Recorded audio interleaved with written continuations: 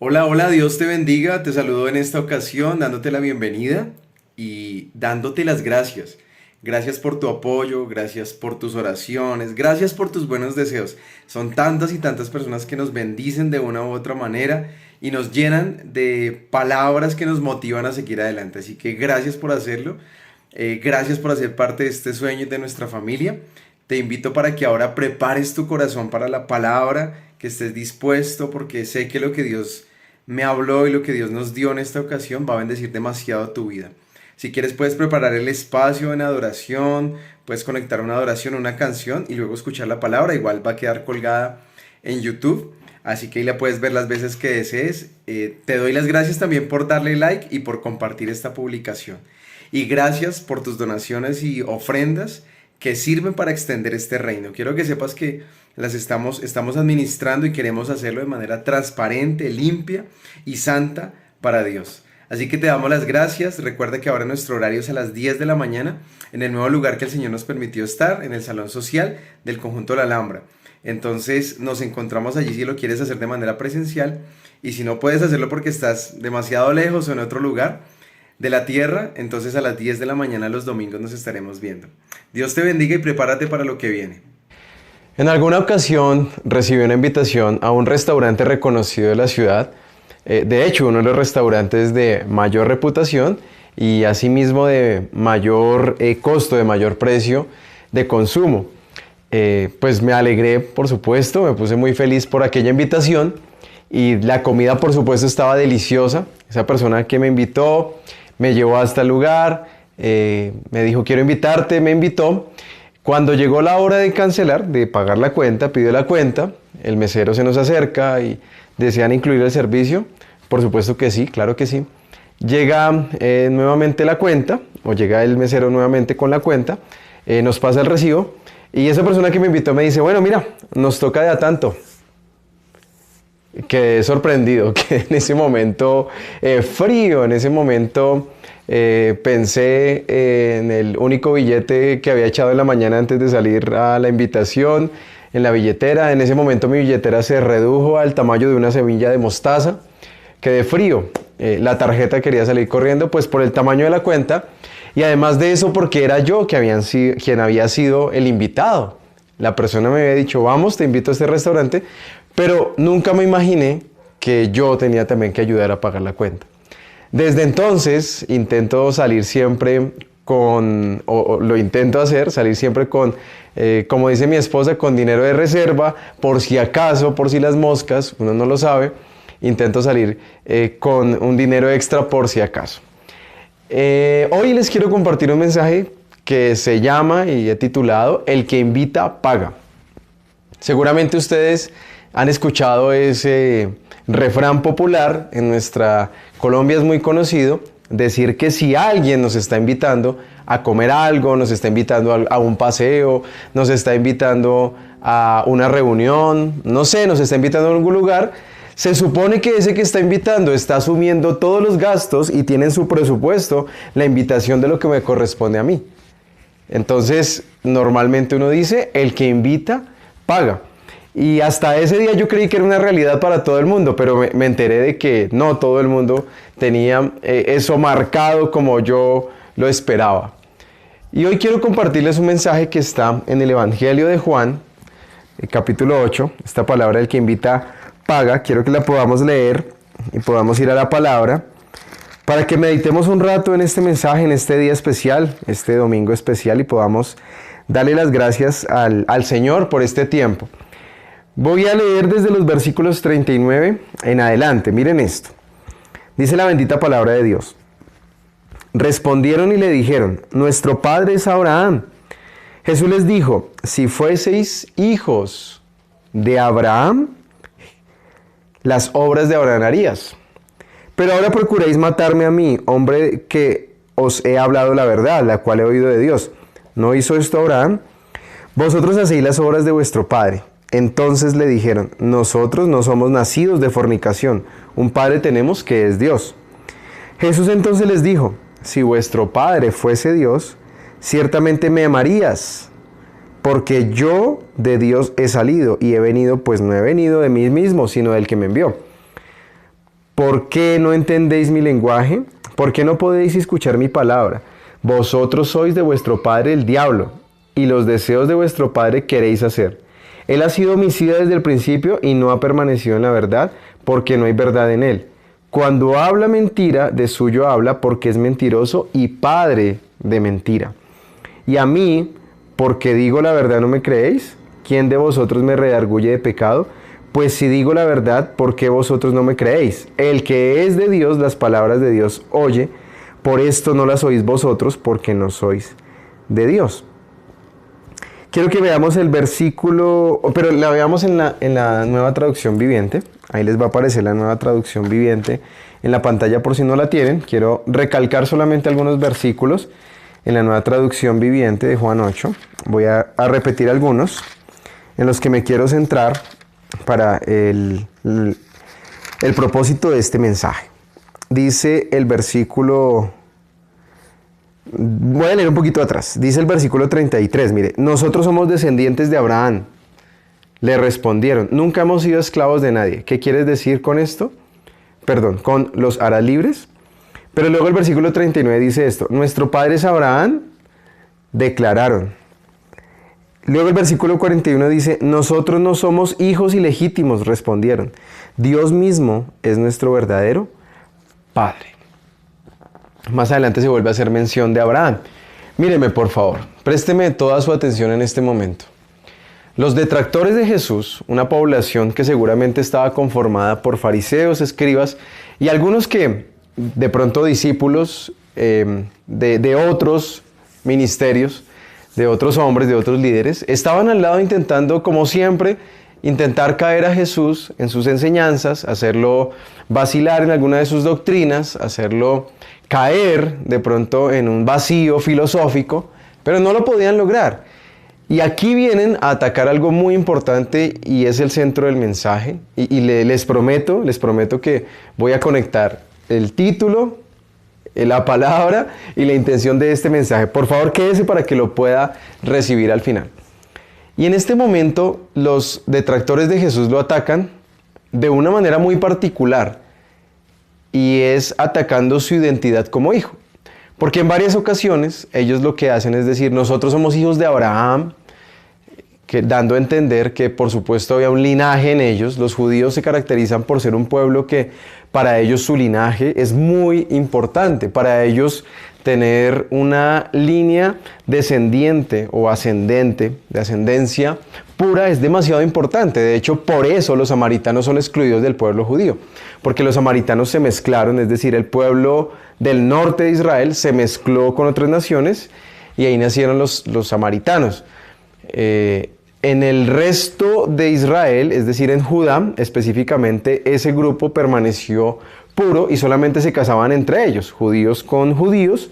No había lugar, no había manera en que se mezclaran con lo que ellos llamaban gentiles. Y de manera recalcada, de manera reiterativa, lo que hacían era decirle a Jesús, darle a entender su ausencia de paternidad. Porque nuevamente les dice esto, les dicen a Jesús, usted lo leyó en ese versículo impresionante, ellos dicen, nosotros no somos hijos ilegítimos. Y varias veces lo recalcan. ¿Por qué? Si analizamos un poquitico el contexto de lo que es la vida de Jesús, podemos entender algo. Cuando Jesús, miren esto tan impresionante, él fue concebido fuera del pacto matrimonial. Eso no es un detalle poco menor, porque toda la gente sabía que José había aceptado a una mujer que había estado embarazada. Y claro, los que eran creyentes, los judíos devotos, podrían decir, oiga, sí, es el Mesías y seguramente aquí viene la salvación del mundo. Pero muchos otros no decían eso, muchos otros decían, María se la jugó a José, pero la aceptó. El hombre le hicieron los cuernos, en algunos lugares se dice así, y se hizo el de la vista gorda y pues le tocó ya aguantarse y criar el hijo de otro. Para entonces era muy importante que un hijo naciera dentro del pacto matrimonial o dentro del vínculo de la relación de esposo y esposa. No sucedió así en Jesús, porque Jesús es concebido mucho antes. Dice la Biblia que María y José estaban desposados, es decir, que tenían un compromiso para matrimonio, para casarse, pero aún no se habían casado. Y María llega con la noticia de que está embarazada. Por supuesto que eso causó revuelo y mucha gente sabía esa condición de Jesús. Mucha gente la conocía, sabía que Jesús tenía seguramente para muchos la dudosa procedencia de su paternidad. No conforme con ello, además, pues más adelante ya obviamente José adopta la paternidad y Jesús lo cría el hombre que no lo concibió, sino que era su padrastro. Entonces, constantemente los retractores de Jesús en estos versículos lo que hacen es recalcar que Jesús no creció con el que era su papá. Y piensen en esto. Además, para entonces, en esa época, porque la Biblia es muy dada a dar algunos detalles, otros no, pero es dada a dar detalles, por ejemplo, de genealogía. Y cuando nosotros leemos los evangelios, vemos que la vida de José, el papá de Jesús, el padre putativo de Jesús, prácticamente la reconocemos como hasta los 12 años, que es cuando se pierde en el templo, y de ahí en adelante no volvemos a saber nada. Pero José era un hombre que estaba ahí constante, era un hombre que le enseñó el arte de la carpintería a su hijo, es un hombre que estuvo enseñando principios y valores. José estuvo cerca de Jesús, pero después no se vuelve a saber nada. Ahora, cuando Jesús está siendo promovido ya casi como rabí, o ya era rabí, ya era un maestro, para los judíos era necesario que un hombre tuviera 30 años y fuera estudioso de la palabra para ser un rabí. Jesús ya cumplía con esas características, pero fíjense que José no aparece por ningún lado. María se menciona, recuerden que María está en las bodas de Caná y allá ella le dice, hagamos vino, hagamos algo, Señor, salvemos la fiesta. María aparece en el momento de la cruz, ahí está al lado de Juan y las palabras famosas de Jesús, madre ya de tu hijo, hijo ya a tu madre. Pero por ningún lado aparece José. Muy seguramente se creen algunos estudios que José para la fecha había fallecido. No creemos, no se cree, que yo tampoco lo creo, que haya abandonado el hogar, que haya estado encarcelado, alguna cosa así, o que se haya ido de viaje. La Biblia lo haría claridad. No lo dice, pero hay una realidad, y es que Jesús no estaba con su papá. Jesús no estaba ahí en ese momento con su papá. Y hoy quiero tratar de explicar y de exponer algo que tiene que ver con la paternidad. Porque muchos de nosotros hemos sido asociados o hemos asociado nuestra relación con Dios de acuerdo a la relación que tenemos con nuestros padres. Porque nos relacionamos con papá Dios de acuerdo al papá terrenal que tuvimos. ¿Y saben cuál es el problema? Que estamos carentes de paternidad en esta sociedad.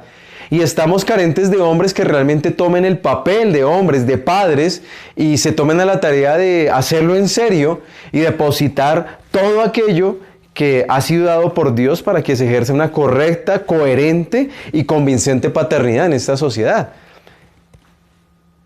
Y más aún, le podemos añadir a esto que nosotros vivimos dentro de una cultura latinoamericana que, según las estadísticas, se dice que de cada persona, de cada niño que nace, aproximadamente el 50% crece en un hogar disfuncional, es decir, en un lugar donde no tiene a su mamá o a su papá, pero la mayoría de esos hogares sucede que no está su padre, no está su papá. Y quiero darles algunos datos muy poco alentadores de lo que sucede cuando no está papá en casa. Quiero dárselos acá. Leérselos. Estas son estadísticas de un estudio hecho en las Bahamas por el Instituto de Iniciativa Nacional de Paternidad, pero eso está hecho para Latinoamérica. Miren esto, los hijos de hogares donde el padre está ausente tienen 5 veces más la posibilidad de ser pobres. La mortalidad infantil es 1.8 veces más alta para los hijos de madres solteras que para los hijos de madres casadas. Los jóvenes que pertenecen a hogares donde existe la ausencia de un padre tienen muchas más probabilidades de acabar en la cárcel que aquellos que vienen de una familia donde ambos padres están ausentes. De hecho, podemos ver que el mayor motor o la mayor causa de delincuencia en la actualidad es ver la figura de hogares disfuncionales y sobre todo donde no hay una figura correcta de autoridad como la paterna para poder ejercer corrección, disciplina y enderezar el camino. Mire, los jóvenes tienen mayor riesgo de involucrarse en el abuso de sustancias si carecen de un padre que esté presente en su vida. sustancias, obviamente drogas, sustancias psicoactivas, porque no tener su autoridad y no tener a su papá cerca hace que cualquier otro camino se convierta en un camino fácil y seguramente deseado por los jóvenes. Ser criado por una madre soltera eleva el riesgo de embarazo en adolescentes. Los hijos que no tienen padre tienen el doble de posibilidades de abandonar sus estudios. Comparado con el hecho de vivir con ambos padres, viviendo en un lugar donde solo existe uno de los padres, duplica el riesgo de que el niño sufra descuido psicológico, emocional o educacional. Eso para resaltar solamente algunos factores que pueden desencadenar la ausencia de la paternidad. Y hoy yo quiero hacer dos cosas, pero la primera es resaltar de manera superlativa y categórica a aquellas mamás que han hecho el papel de mamá y papá durante su vida. Aquellas abuelitas, aquellas tías que han sacado adelante su hogar con gallardía, con coraje y con valentía para tener hoy a sus hijos en el lugar donde están, para levantarlos y para saber que pudieron estudiar una carrera, que pudieron sacar adelante sus vidas, que tal vez no son perfectos, pero son hijos que te honran a ti y honran a Dios. Qué gran bendición y qué gran, de verdad que orgullo en el buen sentido se puede decir de tener unos hijos y de tener una mamá que sacó adelante a sus hijos de esa manera, como sé que muchos de ustedes o muchas de ustedes lo han hecho. Así que te bendigo, mamá, por eso. Pero hay una realidad y es que esos hijos están expuestos a una cantidad de cosas por no tener a su figura paterna. Voy a añadirle otra cosa. Antes de decirte lo siguiente, voy a añadir esto. El profesor José González, en su estudio acerca de la conquista en 1542 en adelante, 1492 en adelante, cuando Colón conquista, se cree, por ejemplo, que Colón era un hombre piadoso, Colón era un hombre que creía en el Señor y él quería hacer las cosas bien. Una de sus carabelas, creo que la Santa María, la más grande, atraca en un puerto, en una costa, y allí tienen unos problemas porque ella se descompone y llegan en ese lugar y él deja a un grupo de españoles allí con las instrucciones claras de que no deberían meterse ni tocar a las indias pertenecientes a ese grupo de nativos que estaban conociendo. Él se regresa por ayuda para darle informes y todo el tema. Cuando regresa, estos hombres habían sido asesinados de manera brutal por esos indígenas, por esos indios. Muy seguramente, no es seguro, pero el profesor José González hace la disertación de que muy seguramente desobedecieron a la instrucción expresa de Colón de no meterse con las indias. ¿Por qué se cree? Porque de ahí en adelante los hombres de los colonizadores comenzaron a tomar las indias, las indígenas, como su objeto. De hecho, ya eran casi un objeto tratado como casi que material de intercambio entre los mismos indígenas. Por lo tanto, el valor de la mujer estaba rebajado. Ellas vienen a estar al lado de un español que las violó, las abusó, las compró también, seguramente. Y se cree que de la población que llegó a Latinoamérica, de españoles, de manera inicial, en esas primeras etapas, llegaron más o menos unos 100,000.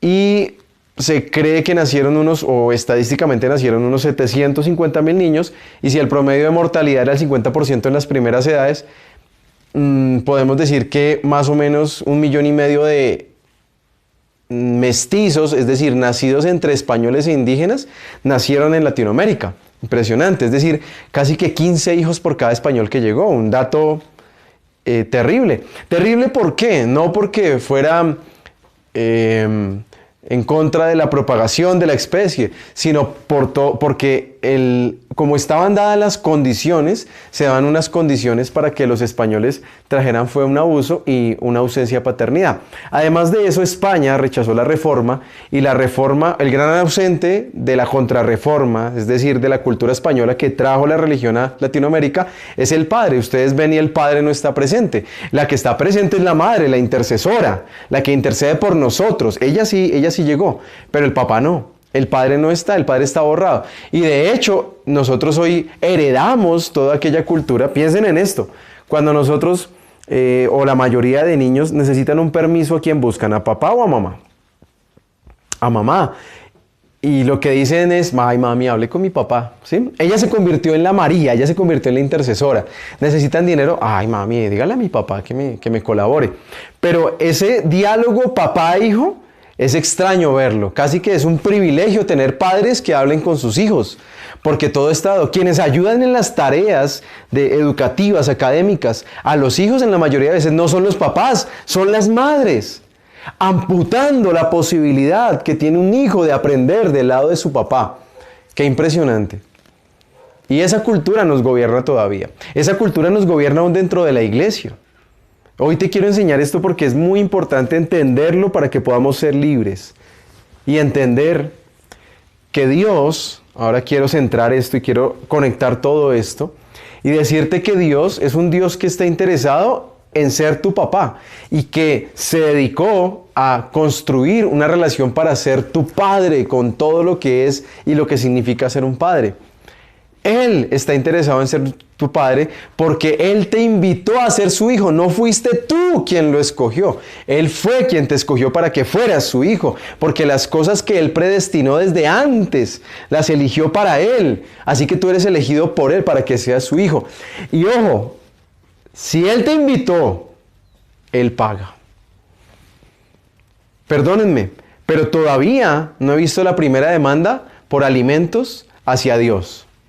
Porque abandonó un hijo. Nunca se ha sabido de un hijo que confíe en Dios Padre y haya quedado aguantando hambre, que haya necesidad, que haya quedado en una crisis emocional para siempre. No, porque tiene un papá. Y ese papá se llama Dios. Ese padre que invita, ese padre paga. Si Dios te invitó al ministerio, ese padre paga. Si Dios te invitó a estudiar una carrera, ese papá paga. Si Dios te invitó a un matrimonio, ese papá bendice y respalda ese matrimonio. Si Dios te invitó a estudiar, si Dios te invitó a viajar, a lo que Dios te haya invitado, Él paga. Pero saben, desde entonces, de esa invitación que les conté al inicio, yo siempre cargo dinero por si hay un plan B. Pero con Dios no podemos tener plan B. ¿Saben por qué? Porque Él es el único plan que tenemos. Y Él no nos va a fallar. Él no es así como nosotros. ¿Saben por qué? Porque Él es Padre. Y les voy a decir rápidamente algunas de las características de lo que significa ser Padre. Lo que Dios quiere con nosotros. Romanos 8, versículo 15, dice, voy a leerlo en la Nueva Traducción Viviente, y ustedes no han recibido un espíritu que los esclavice al miedo, en cambio recibieron el Espíritu de Dios cuando Él los adoptó como sus propios hijos. Ahora lo llamamos Abba Padre. Él te adoptó, Él te escogió, y eso marca la diferencia. Y esa palabra, esas dos palabras, Abba Padre, Abba en hebreo y Pater en griego, quieren decir esto, algunas connotaciones. Origen, es decir, que desde de Él se originan todas las cosas. Cuando tenemos un Padre que significa que Él es el origen, las cosas no le preguntan a su hacedor o no le preguntan a las otras cosas para qué funcionan. O cuando tú tienes algún elemento, algún objeto, no le preguntas al otro objeto cómo funciona, le preguntas al fabricante, al que lo creó, al origen. Por eso Dios es origen. ¿Qué más es pater o qué más es Abba? Alguien que alimenta a otros. Claro, desvirtuado totalmente lo que significa un padre en esta sociedad, porque hay que demandarlo para que alimente. Pero Dios es alguien que sustenta. Por eso dice la Biblia, no he visto un justo desamparado, ni su descendencia que mendigue pan. Y habrá pan en tu casa porque tienes un Padre. Él alimenta. Es sostén. Quiere decir que te puedes soportar en Él. Sabes, en muchas ocasiones, cuando salgo con mi papá, salimos de pronto a hacer una compra, salimos a algo, una de las cosas que nos sucede es que yo descanso sabiendo que si yo no tengo plata, Él paga. Porque es mi papá. Y eso debes entender que Él es tu sostén. Dios es tu sostén. Dios es tu soporte. Eso significa Padre, que Él es soporte. Él soporta todas aquellas dificultades, angustias y crisis que tú puedas tener. Significa que es fundador. Es decir, que Él fue el iniciador de algo. Él inició un plan con tu vida. Y si Él te llamó, Él te respaldará. Si Él te creó, Él te dará lo que necesitas. Si Él te hizo la piel, te dará el vestido. Si Él te hizo los pies, te dará el calzado. Si Él te hizo los ojos, te dará lo que necesitas para estudiar. Si Él te hizo tu cabeza, tu cerebro, que es más difícil, Él te dará todo lo que necesitas para desarrollar tus sueños, tu visión y tu llamado. Él es protector. Un padre protege, un padre no abandona, un padre protege, un padre cuida, un padre es progenitor. Son tantas las características de Dios, de un padre. Y yo quiero que entiendas que el padre está dispuesto a brindarse como papá. Tal vez muchos lo conocen de manera por encimita, tal vez lo conocen como un Dios lejano, como un Dios que está en el universo. Pero ¿sabes qué es lo lindo? Entender que Él no es un Dios solamente que creó el universo y que está en todo lugar. Es bonito entender que Él es papá, que Él es tu papito.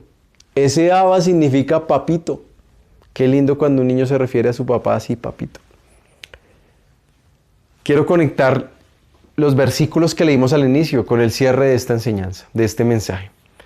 Y Jesús siente el ataque de su identidad.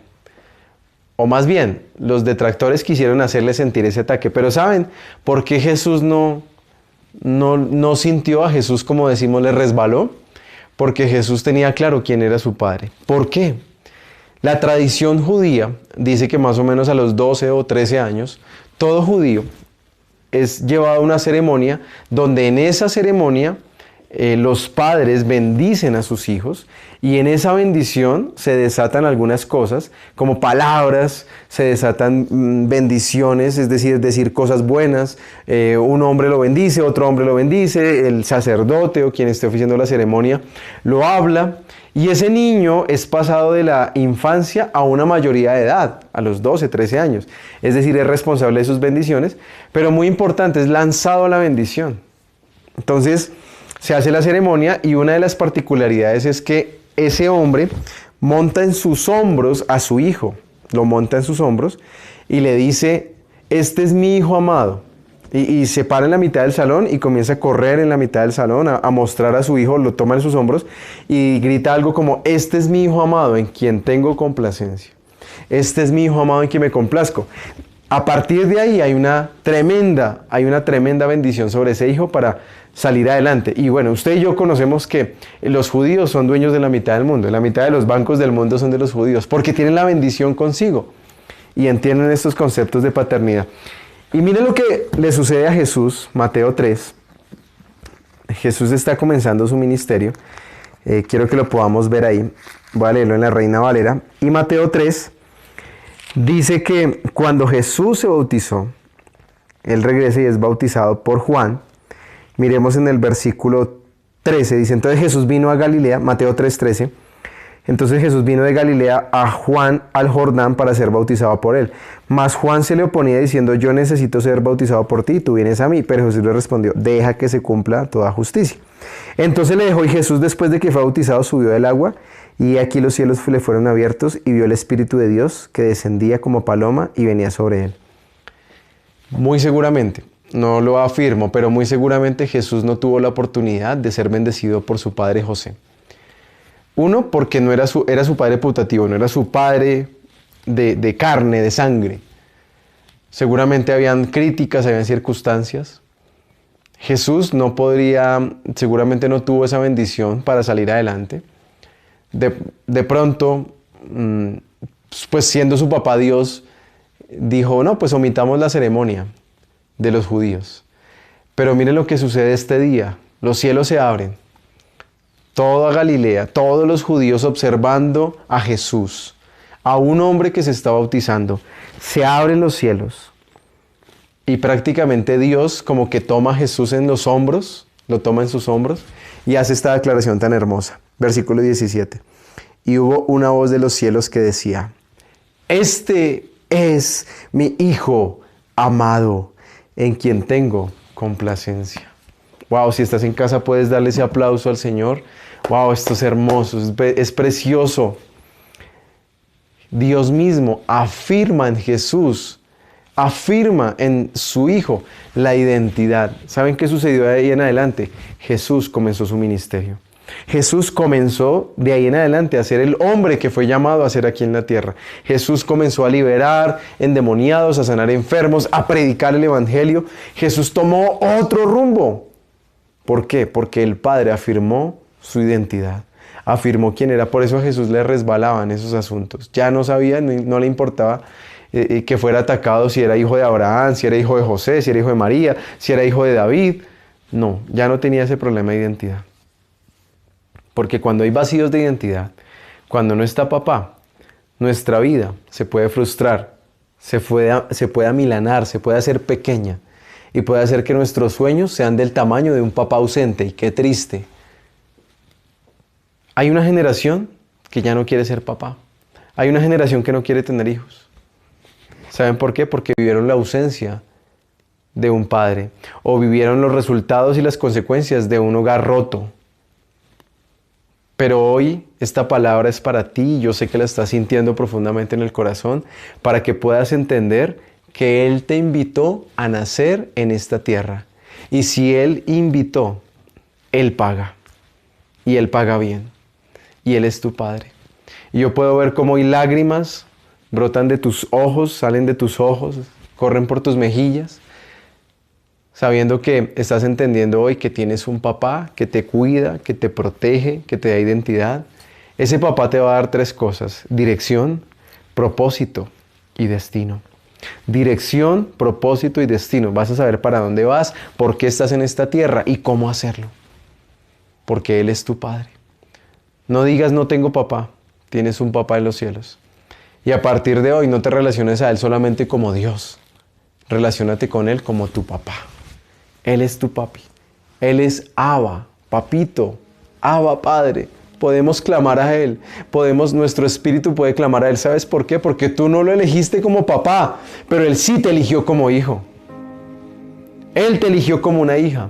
No estás en este lugar, no estás conectado porque tú lo hayas escogido a Él. Es porque Él te escogió y usó hoy esta palabra, usó hoy este mensaje para decirte: eres mi hija amada, eres mi hijo amado y me complazco en ti.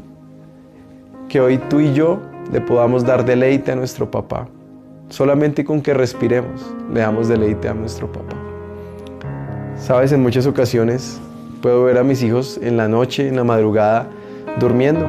Y a veces me acuesto al lado de ellos, solamente por tener el placer de verlos respirar mientras duermen. Eso es un papá. Y no necesito que hagan nada para que los ame más. Y nunca podrán hacer nada para que los deje de amar o los ame menos. Soy su papá y estoy dispuesto a dar lo que sea por ellos. Ese es el corazón de Dios, que está dispuesto, es más, lo hizo. Entregó a Jesús por amor a ti, para demostrarte que eres su hijo y te ama por encima de cualquier cosa. Y envió a Jesús para rescatarte de los pecados. Él es tu Padre. Permíteme orar. Señor, yo te pido que hoy tú puedas restaurar corazones. Te pido que hoy puedas sanar heridas. Mujeres que fueron heridas en la niñez a causa de que papá no estuvo y no hubo quien te protegiera en ese momento donde abusaron de ti, donde te maltrataron, donde hicieron lo que quisieron contigo, o tal vez donde estuvo fue un padrastro y ese hombre te maltrató, ese hombre te rechazó, o ese hombre hizo cosas que hoy en día todavía recuerdas. Gente con años de edad y tal vez todavía tienes una marca profunda en tu corazón porque papá te dejó, porque papá te abandonó, o tal vez papá murió y tú sientes que eso te ha hecho un daño tan profundo.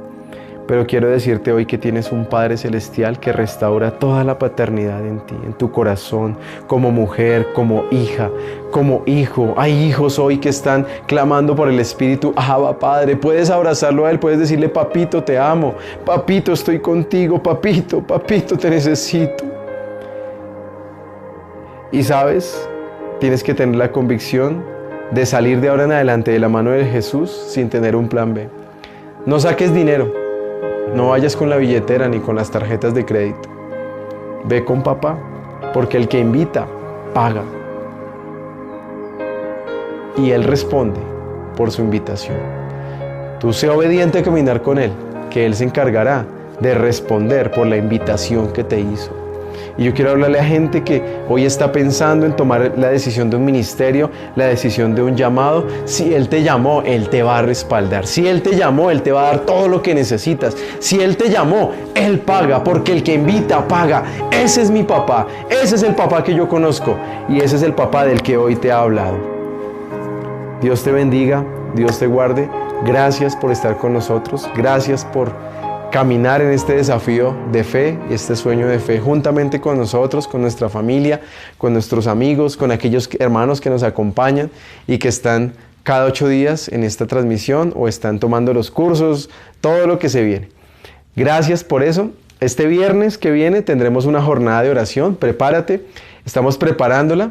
Y será este viernes de 11 de la noche a 12 de la noche. Los que les gusta trasnochar los viernes, después de ver los partidos de la NBA, o después de ver a Arely Senao, o después de ver lo que estés viendo, no sé, 11 de la noche a 12 de la noche, nos vamos a encontrar para tener un live por Instagram. Ahí está apareciendo por donde te puedes conectar, síguenos, y ahí tendremos un Instagram live donde vamos a estar orando. Es oración, la oración. Pero no vamos a hacer la oración de mañana, que seguramente muchos hacemos, pero esta vez vamos a hacer la oración hacia la medianoche, como cuando Pablo y Silas estaban en la cárcel, Hechos capítulo 16, dice que era la medianoche y ellos oraron y cantaron a la medianoche, cantaron himnos a la medianoche, y allí los cimientos de la cárcel se movieron y las puertas se abrieron. Y yo creo que eso va a suceder cuando oramos a la medianoche. Así que de 11 de la noche, 12 de la noche, hora Colombia. Si estás en otro lugar, puedes averiguar tu horario para que te puedas conectar. Dios te bendiga, gracias por tus ofrendas, por tus oraciones, por tus palabras de aliento, por tu ánimo. Gracias por todo. Nos encontraremos luego. Dios te bendiga.